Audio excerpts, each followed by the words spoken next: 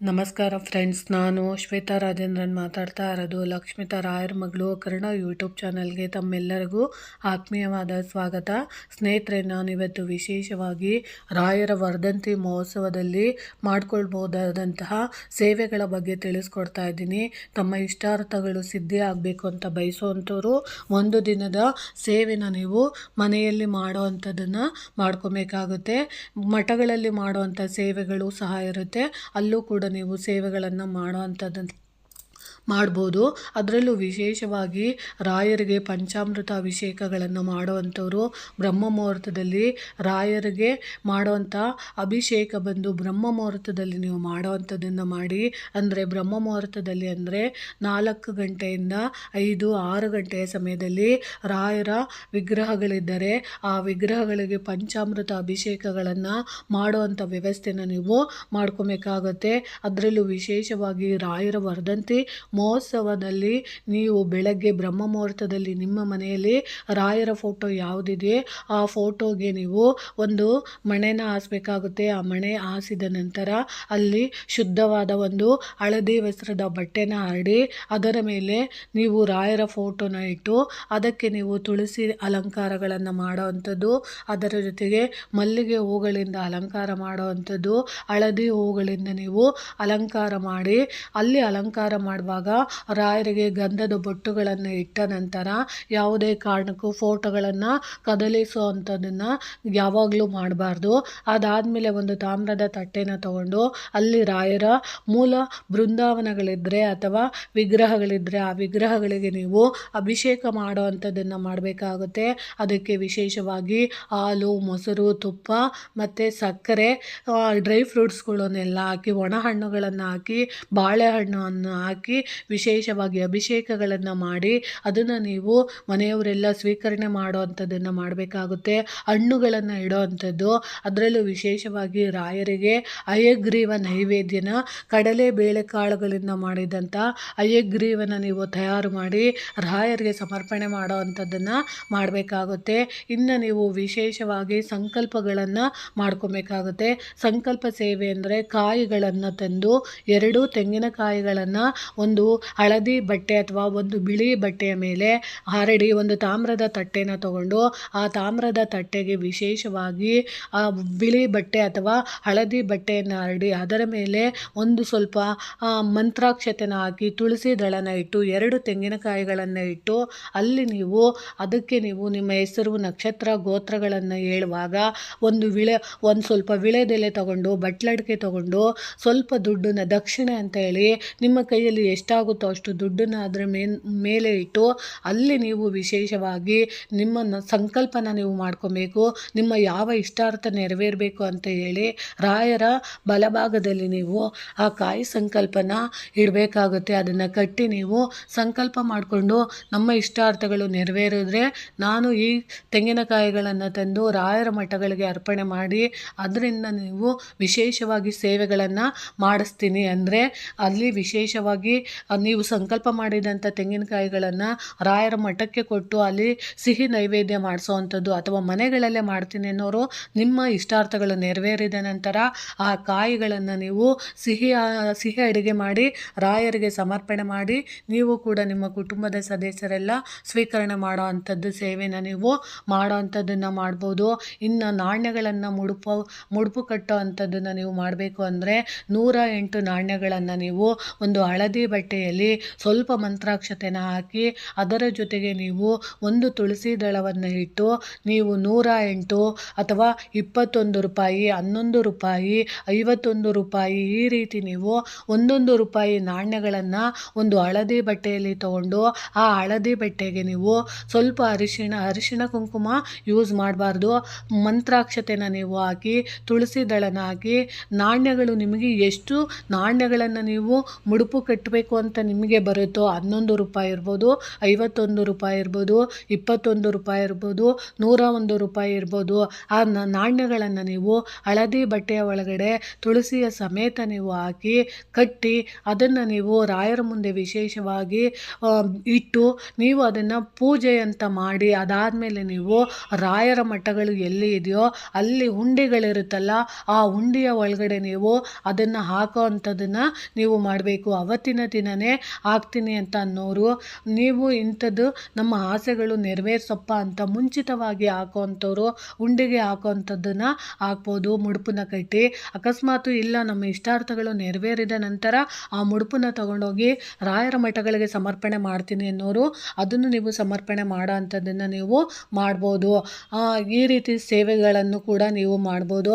ಇನ್ನು ರಾಯರಿಗೆ ಅಕ್ಕಿ ಸೇವೆ ಮಾಡೋ ಅಂಥದ್ದು ಅಂದರೆ ನಿಮ್ಮ ಇಷ್ಟಾರ್ಥಗಳು ನೆರವೇರಬೇಕು ಅಂತ ಬಯಸುವಂಥವ್ರು ನಿಮ್ಮ ಮನೆಯಲ್ಲಿ ನೀವು ನಾಳೆ ಇಲ್ಲ ನಾಡಿದ್ದು ನೀವು ರಾಯರಿಗೆ ಸೇವೆನ ಮಾಡಬೇಕು ಅಂತ ಬಯಸುವಂಥವ್ರು ವಿಶೇಷವಾಗಿ ಒಂದು ತಾಮ್ರದ ಬಟ್ಟೆ ಅಥವಾ ತಾಮ್ರದ ದೊಡ್ಡ ಬಟ್ಟಲ ಒಳಗಡೆ ನೀವು ಇವತ್ತು ಅಂದರೆ ನಾಳೆ ಇದೆ ಅಂದರೆ ನೀವು ಸೋಮವಾರದ ದಿನವೇ ನೀವು ಅಂಗಡಿಯಿಂದ ವಿಶೇಷವಾಗಿ ಊಟ ಮಾಡೋ ಅಂಥ ಅಕ್ಕಿನ ನೀವು ತೊಗೊಂಬರ್ಬೇಕಾಗುತ್ತೆ.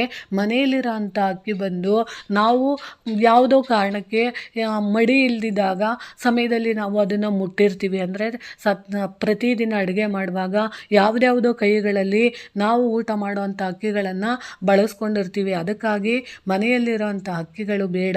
ರಾಯರ ಸೇವೆಗೆ ಅಂತಲೇ ನೀವು ರಾಯರಿಗೆ ಎಷ್ಟು ಅಕ್ಕಿನ ನೀವು ಸಮರ್ಪಣೆ ಮಾಡಬೇಕು ಅಂತ ನಿಮ್ಮ ಮನಸ್ಸಲ್ಲಿದೆಯೋ ಅಷ್ಟು ಅಕ್ಕಿನ 1 kg ಇರ್ಬೋದು, 2 kg ಇರ್ಬೋದು, 3 kg ಇರ್ಬೋದು, 5 kg ಇರ್ಬೋದು, ಅಷ್ಟು ಅಕ್ಕಿನ ನೀವು ತೊಗೊಂಬಂದು ರಾಯರ ಮುಂದೆ ನೀವು ಒಂದು ತಾಮ್ರದ ತಪ್ಪಲೆ ಅಥವಾ ಒಂದು ಬೌಲಲ್ಲಿ ಅದನ್ನು ಹಾಕಿ ನೀವು ಸಂಕಲ್ಪ ಮಾಡ್ಕೊಬೇಕಾಗುತ್ತೆ. ರಾಯರಿಗೆ ನಾನು ಈ ಅಕ್ಕಿನ ಸೇವೆನ ನಾನು ಮಾಡೋದಕ್ಕೆ ಇಷ್ಟಪಡ್ತೀನಿ ಅಂತ ಹೇಳಿ ನೀವು ಆ ತಾಮ್ರದ ಪಾತ್ರೆಯಲ್ಲಿ ಇಟ್ಟಂಥ ಅಕ್ಕಿಯನ್ನು ನೀವು ರಾಯರಿಗೆ ಯಥಾ ಪ್ರಕಾರ ತುಪ್ಪದ ದೀಪ, ಅಲಂಕಾರ ಸೇವೆಗಳು, ನೈವೇದ್ಯಗಳನ್ನೆಲ್ಲ ಸಮರ್ಪಣೆ ಮಾಡೋ ಅಂಥದ್ದನ್ನು ಖಂಡಿತವಾಗ್ಲೂ ಮಾಡ್ಕೊಳ್ಳಿ.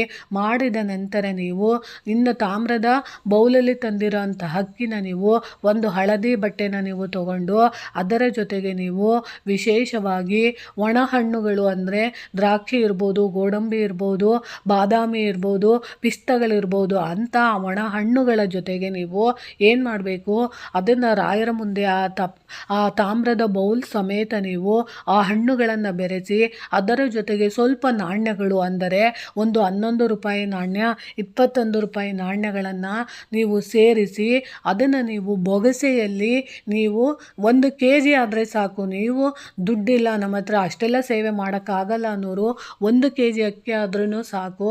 ಅದಕ್ಕೆ ನೀವು ಆ ನಾಣ್ಯಗಳ ಸಮೇತ ಮತ್ತು ಆ ಒಣಹಣ್ಣುಗಳ ಸಮೇತ ನಿಮ್ಮ ಬೊಗಸೆಯಲ್ಲಿ ಎಷ್ಟು ಬರುತ್ತೋ ಅಷ್ಟು ಅಕ್ಕಿನ ತಗೊಂಡು ಅದರ ಜೊತೆಗೆ ಒಂದು ತುಳಸಿ ದಳ, ಒಂದು ಸ್ವಲ್ಪ ಪಚ್ಚ ಕರ್ಪೂರ, ಒಂದು ಚಿಟಿಕೆಯಷ್ಟು ಅದರ ಮೇಲೆ ಹಾಕಿ ಅಷ್ಟನ್ನು ನೀವು ಬೊಗಸೆಯಲ್ಲೇ ಇಟ್ಕೊಂಡು ನಿಮ್ಮ ಹೆಸರು, ನಕ್ಷತ್ರ, ಗೋತ್ರಗಳನ್ನು ಹೇಳಿ ನಿಮ್ಮ ಯಾವ ಇಷ್ಟಾರ್ಥ ನೆರವೇರಬೇಕು ಅಂತ ನೀವು ಬಯಸ್ತೀರೋ ಆ ಇಷ್ಟಾರ್ಥನವನ್ನು ಹೇಳ್ಕೊಂಡು ಆ ಅಕ್ಕಿನ ನೀವು ತಗೊಂಡು ಆ ಬೌಲಿಂದ ಒಂದು ತಾಮ್ರದ ಬೌಲಿಂದ ತಗೊಂಡಂತಹ ಅಕ್ಕಿನ ಹಳದಿ ಬಟ್ಟೆ ಮೇಲೆ ಹಾಕಿ 3 ಹಿಡಿಯಷ್ಟು ಅಂದರೆ 3 ಬೊಗಸೆಯಷ್ಟು ನಿಮ್ಮ ಕೈಯಾರೆ ಹಾಕಿ ತದನಂತರ ಇನ್ನಷ್ಟು ಅಕ್ಕಿಗಳು ಮಿಕ್ಕಿದರೆ ಅದನ್ನು ನೀವು ಸುರಿದು ರಾಯರಿಗೆ ಅದನ್ನು ಸಂಕಲ್ಪ ಸೇವೆ ಮಾಡಿ ಅದನ್ನು ಒಂದು ಮುಡುಪು ಥರ ಕಟ್ಟಿ ಅದನ್ನು ನೀವು ತಗೊಂಡೋಗಿ ವಿಶೇಷವಾಗಿ ರಾಯರ ಮಠಗಳಿಗೆ ನೀವು ಸಮರ್ಪಣೆ ಮಾಡೋ ಅಂಥದ್ದನ್ನು ನೀವು ಮಾಡ್ಬೋದು. ಅದರ ಜೊತೆಗೆ ನೀವು ರಾಯರ ಮಠಗಳಿಗೆ ಆ ಅಕ್ಕಿನ ನೀವು ಕೊಡೋ ಅಂಥವ್ರು ಕೆಲವೊಂದು ಮಠಗಳಲ್ಲಿ ಅದನ್ನು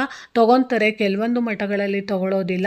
ಅಕಸ್ಮಾತ್ ಅದನ್ನು ತಗೊಳ್ಳಲ್ಲ ಅಂತಂದರೆ ನೀವೇ ಆ ಅಕ್ಕಿನ ಮುಡುಪು ಮಾಡಿರೋ ಅಂತಹ ಅಕ್ಕಿನ ನೀವು ಬೆಳಗ್ಗೆಯಿಂದ ಸಂಜೆವರೆಗೂ ಮಂಗಳವಾರದ ದಿನ ಪೂರ್ತಿಯಾಗಿ ಇಟ್ಟು ತದನಂತರ ಗುರುವಾರದ ದಿನ ಆ ಅಕ್ಕಿಯಿಂದ ನೀವು ವಿಶೇಷವಾಗಿ ನೈವೇದ್ಯವನ್ನು ತಯಾರು ಮಾಡಿ ಅದನ್ನು ಅದನ್ನು ನೀವು ನಿಮ್ಮ ಮನೆಯವರು ಎಲ್ಲರೂ ಊಟ ಮಾಡೋ ಅಂಥದ್ದನ್ನು ಮಾಡ್ಬೋದು. ಅದರ ಜೊತೆಗೆ ನೀವು ಅಕಸ್ಮಾತ್ ತುಂಬ ಜಾಸ್ತಿ ಅಕ್ಕಿನ ನಾವು ಮುಡುಪು ಕಟ್ಟಿದ್ದೀವಿ ಅನ್ನೋರು ಹಸುಗಳಿಗೆ ತಿನ್ನಿಸೋ ಅಂಥದ್ದನ್ನು ಮಾಡಿದಾಗ ರಾಯರಿಗೆ ತುಂಬ ಖುಷಿ ಆಗುತ್ತೆ. ಅದನ್ನು ಕೂಡ ನೀವು ಮಾಡ್ಬೋದು. ನೀವು ಮಾಡಿದಂಥ ನೈವೇದ್ಯ ನಿಮ್ಮ ಮನೆಯವರನ್ನು ಬಿಟ್ಟು ಬೇರೆಯವರಿಗೆ ಹಂಚೋ ಅಂಥದ್ದು ಇರೋದಿಲ್ಲ. ಅದಾದಮೇಲೆ ನೀವು ಸಪ್ರೇಟಾಗಿ ಸೇವೆ ಮಾಡ್ತೀನಿ ಅಂತ ಅನ್ನೋರು ರಾಯರಿಗೆ ಅಂದರೆ ನೈವೇದ್ಯ ಮಾಡಿ ಹಂಚೋ ಅಂಥದ್ದಕ್ಕೆ ಸಪ್ರೇಟಾಗಿ ನೀವು ನೈವೇದ್ಯನ ತಯಾರು ಮಾಡಿ ರಾಯರ ಹೆಸರಲ್ಲಿ ಹಂಚೋ ಅಂಥ ವ್ಯವಸ್ಥೆನ ನೀವು ಮಾಡಬೇಕಾಗುತ್ತೆ. ಅದಾದ ನಂತರ ನೀವು ಮಂಗಳವಾರದ ದಿನ ರಾಯರಿಗೆ ಸೇವೆಗಳನ್ನು ಮಾಡುವಂಥವರು ಕಡಲೆಕಾಳುಗಳನ್ನು ನೀವು ನೀರಿನಲ್ಲಿ ನೆನೆಸಿ ಅದನ್ನು ನೀವು ಆಹಾರವಾಗಿ ತಯಾರು ಮಾಡಿ ಅದನ್ನು ನೀವು ರಾಯರ ವಿಗ್ರಹಗಳಿಗೆ ಫೋಟೋಗಳಿಗೆ ಸಮರ್ಪಣೆ ಮಾಡೋ ಅಂಥದ್ದನ್ನು ಸೇವೆ ಕೂಡ ನೀವು ಮಾಡ್ಬೋದು. ಅದರ ಜೊತೆಗೆ ನೀವು ರಾಯರ ಮಠಗಳಲ್ಲಿ ಸೇವೆ ಮಾಡ್ತೀನಿ ಅನ್ನೋರು 5 ಮಣ್ಣಿನ ದೀಪಗಳನ್ನು ತುಪ್ಪದ ದೀಪಗಳನ್ನು ಹಚ್ಚೋ ಅಂಥದ್ದನ್ನು ನೀವು ರಾಯರ ಮಠಗಳಲ್ಲಿ ಮಾಡ್ಬೋದು. ಇನ್ನು ಬೆಲ್ಲದ ದೀಪದ ಆರತಿಗಳನ್ನು ನೀವು ರಾಯರ ಮಠಗಳಲ್ಲಿ ನೀವು ಮಾಡ್ಬೋದು. ಇನ್ನು ನೀವು ರಾಯರ ಮಠಗಳಲ್ಲಿ ಗೋಶಾಲೆಗಳಿದ್ದರೆ ಆ ಗೋಶಾಲೆಗಳಿಗೆ ಹೋಗಿ ಹಸುವಿಗೆ ನೀವು ಹುಲ್ಲನ್ನು ತಿನ್ನಿಸುವಂಥದ್ದು, ಕಡಲೆಕಾಳು ಬೆಲ್ಲ ಅಕ್ಕಿನ ತಿನ್ನಿಸುವಂಥದ್ದು, ಈ ರೀತಿ ಸೇವೆಗಳನ್ನು ಮಾಡಿದಾಗ ಅಥವಾ ಗೋವುಗಳಿಗೆ ಸ್ನಾನ ಮಾಡಿಸುವಂಥದ್ದು, ಅಲ್ಲಿ ಗೋಶಾಲೆಯನ್ನು ಕ್ಲೀನ್ ಮಾಡೋ ಅಂಥದ್ದು, ಈ ಸೇವೆಗಳನ್ನು ನೀವು ಮಾಡೋ ಅಂಥದ್ದನ್ನು ನೀವು ಮಾಡಿದಾಗ ರಾಯರ ಕೃಪೆಗೆ ನೀವು ಪಾತ್ರರಾಗ್ತೀರಾ.